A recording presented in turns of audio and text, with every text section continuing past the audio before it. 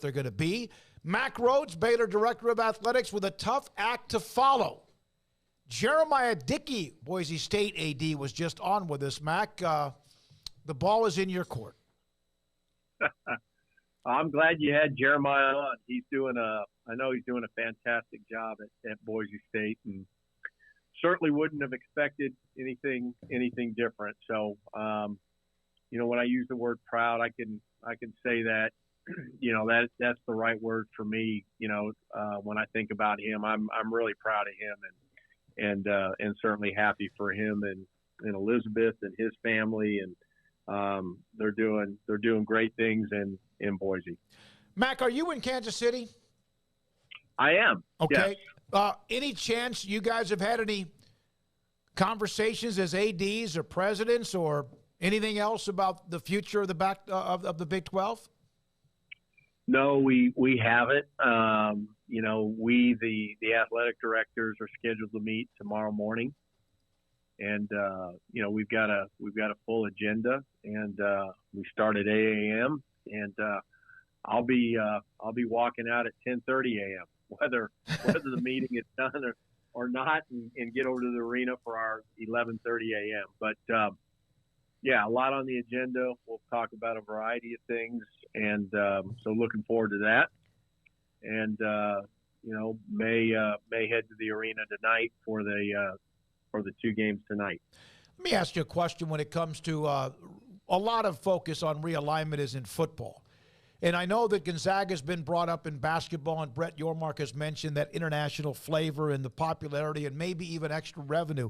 Is there any chance if the Big 12 was expanding that it would be only in basketball, or would that have to be included in that would be football? I think, well, to answer that question, I think this is what you're asking. I mean, I don't know that we would ever take an institution that offers football at the FBS level and men's basketball and only take them in men's or women's basketball for that matter. Now, would we potentially consider an institution that doesn't play football, that has a really, really strong basketball programs when we think about women and men? Absolutely. And the commissioner, I think, has mentioned it or touched upon it. And I would agree. And I think we all do that, basketball's been, undervalued, so to speak, up to this point in time. And so I think, in the future, and when I say future, I would say, 5, 6, 7 years from now, when new media deals are negotiated, that there'll be a little bit more value or higher value, certainly on basketball. Mack, do you feel that basketball can drive more of revenue or of expansion than people think? Especially with, I've heard Brett Yormark mention the international thing. I mean, it is huge everywhere. And how do you get into that market, and how does it expand? Yeah, it's a really interesting question, and I think you have to be, one, I think, careful where you spend your time, where you spend your emphasis. Is there room for international basketball connection, et cetera? Yeah, I do think there is.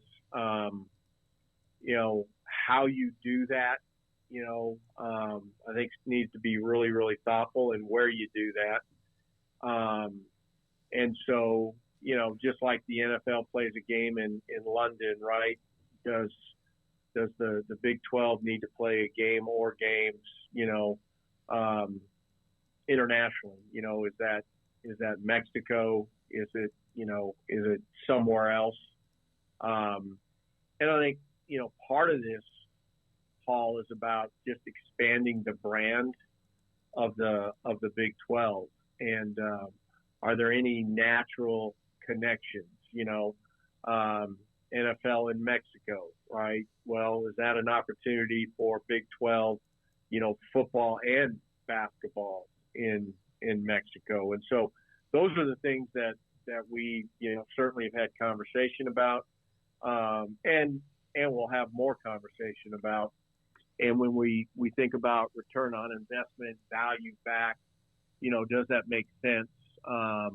And quite frankly, I think your TV partners are going to have a big say in whether that makes sense for them. And then again, does it twofold help expand and build the Big 12 brand? Mack, can you explain how different the level of urgency maybe feels as an athletic director? I mean, it seems like we were just talking to Jeremiah Dickey I asked him, is the chaos just media driven, the stuff going on behind the scenes and in front of the scenes as far as just, survival of the fittest, realignment, NIL, all that stuff? And he's like, no, it's as chaotic as it appears to be for an athletic director. But from a Big 12 AD standpoint, is there a little bit, I guess, of an alleviation of some of that urgency because you guys were able to square away a TV deal, get all settled in, or is that as high as it has ever been because you're having to constantly look at, all right, what's 2, 5, 7, 10 years down the line? Yeah, I mean, I think there's some inner peace,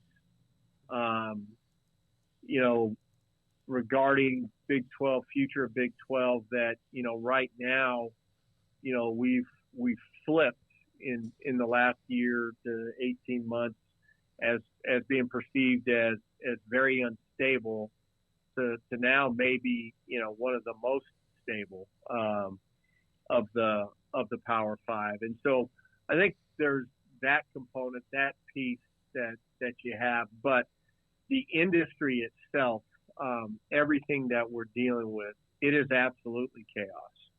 And when you think about mental health, when you think about transfer portal, when you think about name, image, and likeness, when you think about all of the NCAA deregulation, volunteer coaches to full-time coaches, all of this, right? Meal deregulation, student-athlete travel deregulation, Alston. Like, it is coming and has come all at once. And, we're all trying to navigate this as best we can, first and foremost, institutionally, and then certainly as a conference. And it just seems like, this is just a different time than I've ever experienced, and just in terms of the compounding challenges that we're facing. It almost seems or feels like this relentless pace, and I think you're seeing it impact the industry. You've seen some coaches walk away. I think you're going to see and have seen some athletic directors walk away. It's just it's a really volatile time. We certainly try to see it through a lens that, hey, this is also a time of great opportunity for Baylor and how we find our place, how we find our niche. Really felt like we were in that really good place, not satisfied, knowing that we still needed to get better, but then now all of a sudden, all of this other stuff changes, and it's almost as if we're in the process of even reinventing ourselves again. And I think, it's how many times are we going to have to reinvent ourselves? Like, is it going to be, multiple? And I think we've talked about it on this show. I don't know that there's any more best practices. We're absolutely making those as we, creating those, developing those as we go. So it's a really interesting, challenging time. And if you let yourself, right, you begin to feel really, really bogged down and maybe at some time, just almost like hopeless. And I would say for us, again, we've tried to look at it, hey, this is a really, really unbelievable opportunity for Baylor to shine. And, I'll go back to, I really believe that Baylor that intercollegiate athletics needs a Baylor. And so we're going to continue to try to be proactive in terms of challenges and navigate them as best we can. Mack, is there, since you said like best practices, you don't really have that list anymore that you can do. Is it more this is ethical and this is not in the way that you have to go through things with the ever-changing world? Yeah, I mean, it's a great question, and I don't think for us, it's ever, there is absolute when you think about ethical and unethical, and so it's always going to be, whatever we do is ethical. Where and this is probably hard to explain, but where I think some things in the past were black and white and maybe absolute, just in terms of processes and how you handle different situations. I just don't know that one size fits all anymore, and it's almost on a per case basis. Now you base all of those decisions and the way you navigate and handle them still on your core principles, but I'm not sure that you can have the same answer for everything anymore. And this idea of it's more gray than black and white. So, and again, that's really, I always have to be careful talking in this manner, because what you never want to allude to and even crack the door open to is that we're going to sacrifice our core principles and doing it the right way, because we're not going to. And I think for many of us, not just me, but I think for many of us, if we ever get to that point in time where you absolutely have to sacrifice your core principles, value system, our Christian beliefs, in order to be successful, it's the only way that you can be successful, then I would say that many of us won't be in this business much longer. Mack, I don't know how much on the agenda tomorrow is what else you do as a conference moving forward. Obviously, there's something out there that's kind of the 800-pound gorilla in what the Pac-12 might do, what might be available to them and or not. You've made comments about the future if there's an opportunity. Brett Yormark has, Jamie Pollard has, Gene Taylor has, others have as well. Is the conference stuck in a way when it looks at their future until something is known about what the Pac-12 has in their future?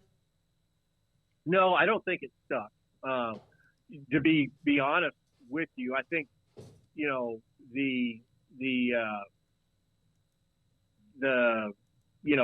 hold pause mode was really I think more about future of UT in Oklahoma. Mm-hmm. And so now that we have definition clarity there, I think that certainly allows us to really formulate how we're going to move forward as 12. And so, again, regardless of what happens to,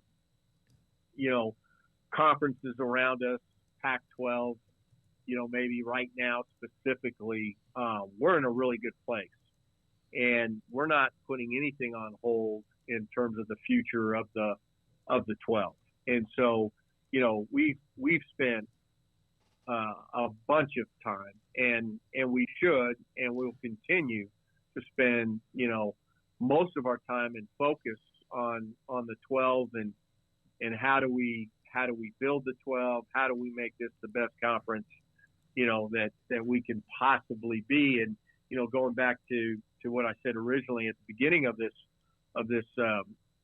interview, I think we've really flipped. I think if you look at it, it's a little bit remarkable that we've gone from one of maybe the unstable to a conference now that's looked upon, as being really, really stable, one of the most stable amongst the Power Five. Now, that could change tomorrow, and certainly, we're not foolish, and we're not sitting here, thinking that, hey, we're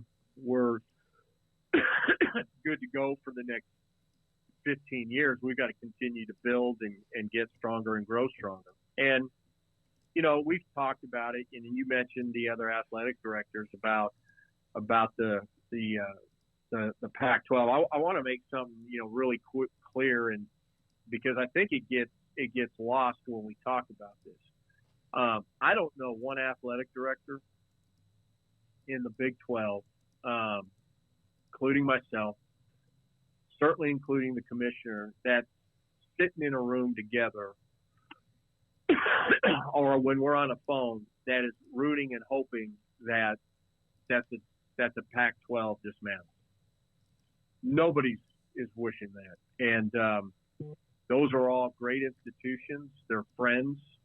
And sincerely, truly, we wish them the very, very best. Now, if something happens with their ongoing negotiations and they're not in the best interest of those institutions, then absolutely we need to be prepared for that. And and I think that's what we've been doing. And so we'll see how all of this plays out. I know you're losing your voice and you need to keep it for the games, hopefully all the way through the weekend as well. Have other people from other conferences like the Big Ten or the SEC, people in the business, whether it's ADs or whoever, said anything to you about how the Big 12 did dig itself out of what was a very difficult situation and commended you, or is that even something that's ever really discussed? Yeah, we appreciate that question. I've heard from other ADs in other conferences, and one, I think initially they were like, "Wow, really surprised. That's not close to what we thought that you all would garner when you think about the new TV media deal with both ESPN and Fox." And yeah, they've been very congratulatory and supportive, and so certainly appreciate those phone calls. Thank you, Mack. Appreciate your time. Good luck, Baylor men and women this week in Kansas City. Mack Rhoades, Baylor Director of Athletics, with us on 365 Sports. He's on today because tomorrow.